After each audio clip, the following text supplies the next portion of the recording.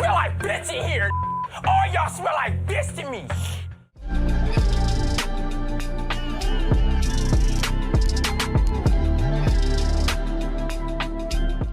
So here we are, the third and fourth episodes just concluded, and let's talk. Okay, so where do we start? I mean, okay, let's start with Dennis Rodman, because obviously that was, he was the main focus with the 2 episodes, primarily with the 3rd episode, because it talked about basically his journey, how he became to the NBA, and then all the unique things that he did, because, look, we all know that Dennis Rodman is a unique character.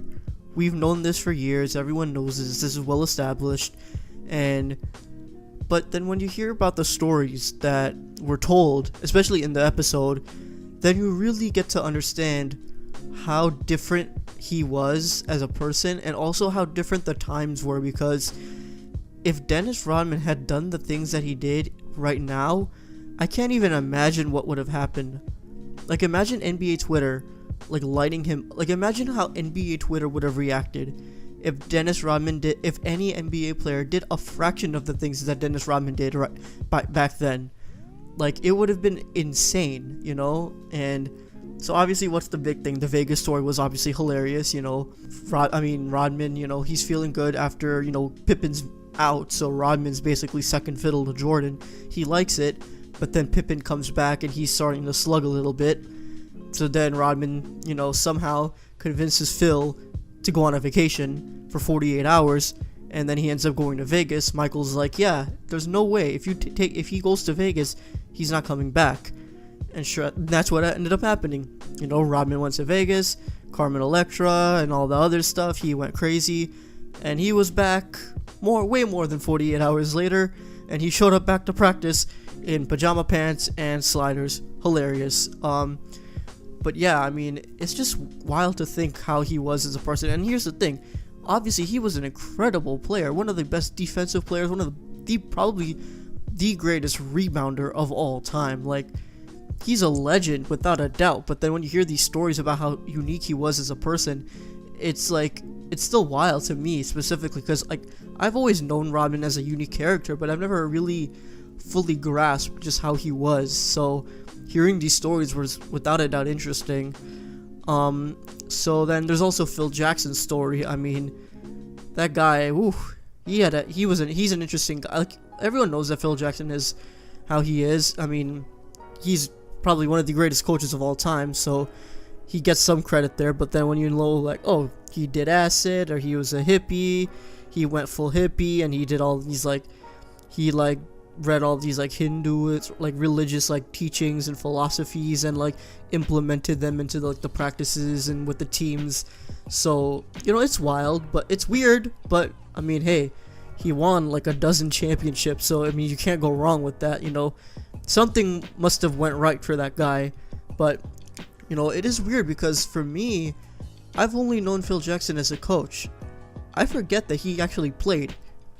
He was an actual NBA player. I didn't know that he played with the Knicks in the 70s, because that's not what I know. I know Phil Jackson as the guy who coached the Bulls, won a bunch of championships, and coached the Lakers with Kobe and won a bunch of championships, and he was part of the Knicks and screwed everything up. I said Michael Jackson. That's Phil Jackson for me. So Phil Jackson, the player, Phil Jackson anytime before he became a part of the Bulls organization, is completely new to me. So this was refreshing for me to see how he was. I think it's an eye-opening experience. You can't go wrong with that.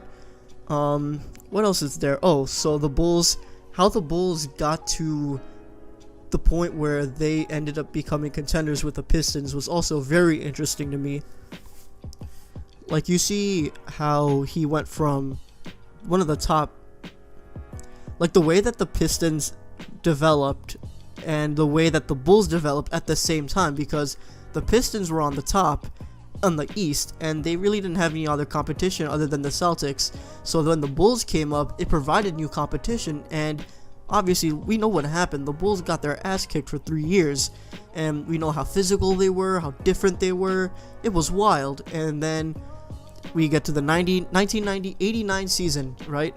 The Bulls win the first round, they go to the second round, they're playing the Cavaliers, who were also pretty good at the time. And then we hear about that last shot that that last shot, you know, we all know that iconic shot. And we didn't know this, and I didn't know this, but Craig Ehlo wasn't supposed to be guarding Jordan. I mean, he was supposed to be guarding Jordan. That's what was assigned to him. But Ron Harper was the one who wanted to guard Jordan because he was the one that had been doing a decent job locking Jordan up. So when Ron Harper finds out that he's not the one guarding Jordan on the last few seconds of the game, and it's Craig Ehlo instead, obviously Ron Harper had a reaction that was pretty funny. He said, oh, it was all BS. Hilarious. And then what happens? We all know what happens actually. Jordan gets the ball, spots up at the foul line, shoots it, and he hits the game at the buzzer. Bulls win the series. They go to the Pistons in the conference finals, and then they proceed to lose again. So what was interesting is the eye-opening experience we saw that Michael Jordan and the other Bulls had, which was once they saw how the Pistons played in that series, it was an eye-opener for them because they realized how physical the game was, how physical it could be. So then we saw that after that series, Jordan proceeded to put on a bunch of weight and, you know, put on a bunch of muscle and start doing a bunch of weight training, which, I mean, I guess that's how you react, you know, when your biggest rival is known for being the most physical, you gotta fight back, and we saw how he was, so it was interesting to watch. And we also saw the migraine that Scottie Pippen had. I didn't know that that was a thing, you know, in 1990, I think it was the Game 7, where Scottie Pippen basically, he was trying to play, but he had a migraine, so it basically like threw him off, and he got cooked the whole game. So that was interesting. God, there's a lot that happened. I mean, all the memes are hilarious. Obviously, you can't go wrong with that. But what else is there? Oh yeah. So when the Bulls finally beat the Pistons, right? Like, what happened? Okay, so when the Bulls finally beat the Pistons, we all know that iconic moment when it's like the final seconds are winding down and the Pistons just walk off the court before the game's over, right? And everyone knows, wow, you're an a-hole for doing that. It's very not classy. You're not showing any sportsmanship. It's wrong. I feel like that's well established. But the interesting part was towards the end of season 4, episode 4, when Isiah Thomas basically gives his argument for why they did it. They saying, hey, when we beat the Celtics did it, and we weren't bothered by it because we thought, okay, the series is over, we won, so they're gonna leave. Okay, that's fine. But when the Pistons did it to the Bulls saw it as disrespectful, which it is. Let's be clear about that. And the funny part was, when Michael Jordan was given that phone to watch Isiah Thomas make that defense, and Michael Jordan just completely brush it off, laugh at it, and call it BS, which it is, but just watching Michael Jordan just react to it in that way was absolutely hilarious. It was too funny. Watching him just like, yeah, that's BS. I don't know what he's talking about. Isiah Thomas is, you know, being a clown right now. It was hilarious. So that was obviously that was probably the most memeable moment. Oh no, that wasn't. When Horace Grant called them, what did he call them? Weak ass beat. What did he call them? I forgot what he called them. He called them bitches. That's basically what it was. He called them bitches, which was, whew, that was, Horace Grant said that. Oh man, that was too funny.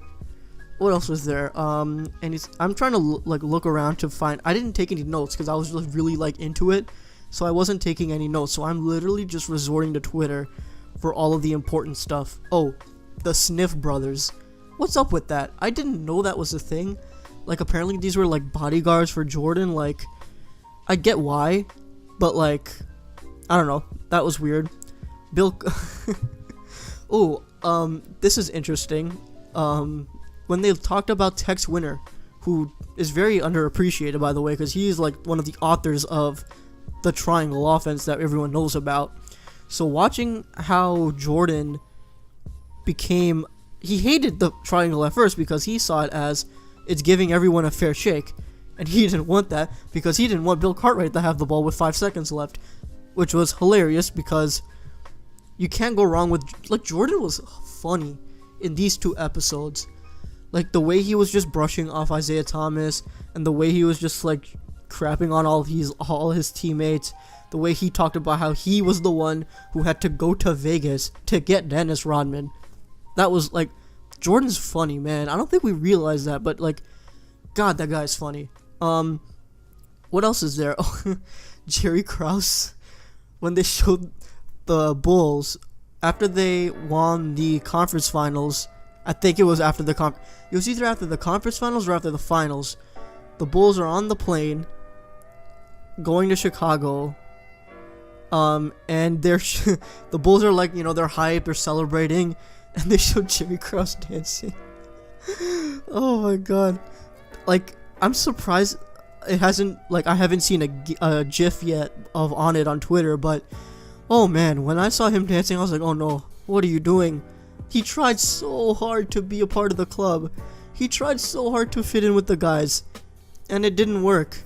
And I mean, I guess that's why he wanted to break up the team anyway. When the Bulls are like doing well, and like, the Bulls are like reaching all-star break, and then you go out in the public and say, yeah, Jordan's not gonna play with Phil Jackson next year. You could win, you could go 82-0, you could win the championship. I don't care. Phil Jackson's not coming back next year, and if Jordan wants to play with Phil Jackson, well, he's gonna have to leave. That's wild to me, but we've already established that. Craig Elo, Isiah Thomas, whew. There was a lot there. I mean, this was basically, they also showed how the Bulls got to the point where they won their first championship, which I think is cool. I think that, showing that was obviously significant because it's the first one. So you're gonna have to show that. The production, like, I just have to say it again. The way they produce these episodes, the audio, the sound, the music, oh my god, it's fantastic. And I know there's a Spotify playlist of it. I need to find it because it's unbelievable. What else is there? I mean, we learn about how, the thing is that a lot of the old heads are gonna love this because, like, I know my dad loved it because it's like he sees all the physical play, how violent the game was, how physical players were, how it was like, the players hated each other and they were so like tough.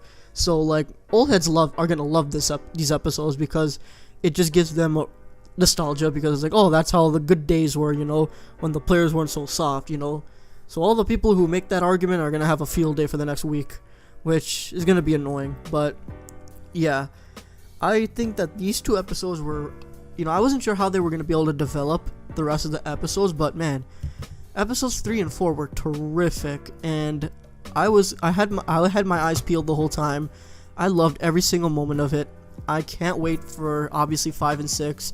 Before I got on here, they showed the teaser, and it might be an emotional episode because they showed Kobe. And I think that's going to be. They talked about obviously Air Jordan, how like Jordan as a brand and how basketball became a brand and how it became like a worldwide phenomenon. I think that's going to be interesting to watch. But then they also showed Kobe, which, whew, I mean, that's gonna be tough to watch. I already know. Like, if Kobe's in that, if they're gonna show clips of them in the 90s, and then they're gonna show clips of Kobe during his like interview session, it's gonna be tough to watch because apparently Kobe's like part of the interviews was recorded like just shortly before he passed, so that's gonna be hard to watch, I know, for me at least. But yeah, I mean, these episodes were great. I can't wait for episodes 5 and 6. This is gonna be like, I'm already obsessed with how they've been able to do this.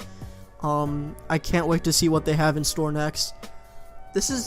They've done really well, and I'm so glad that they do this. I'm so glad that with everything going on in the world right now, they were able to push the series forward so that we can all watch and we all have something to watch, to look forward to. Because if you're on Twitter while these episodes are going, it is amazing because everyone's watching, everyone's chiming in, giving their own takes, everyone's posting memes, and they're all hilarious.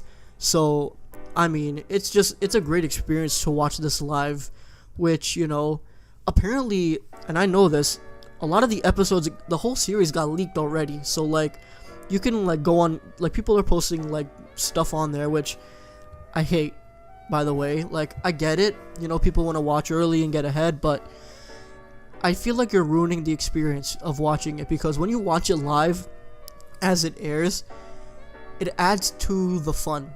You know what I mean? So yeah, I can't wait for episodes 5 and 6. Obviously, we're gonna have to wait another week, but I'm probably gonna watch episodes 1 through 4 again sometime this week, just to, you know, watch, because I'm probably missing a bunch of stuff, and I know that today, talking about it, I'm missing a lot. So I know that when I'm done recording and I look back on Twitter and stuff, I'm gonna be angry at myself, like, oh, why did I miss that? Because I know I did that for the last week, and I'm gonna do it again today. So, but yeah, those were the key takeaways. Yeah, that's gonna wrap it up, I guess. Thank you for watching. Please subscribe, show some love, leave a like if you enjoyed. Thank you for supporting the channel. Check out the gaming channel. You know how I do it here. Thank you for the continued support, and be sure to tune in for more episodes of this where I react and review to The Last Dance. They're gonna be up every Monday as the episodes air. Yeah, thank you for watching. Thank you for the continued support. Please subscribe if you haven't already. And yeah, I'll see you guys in the next one. Peace.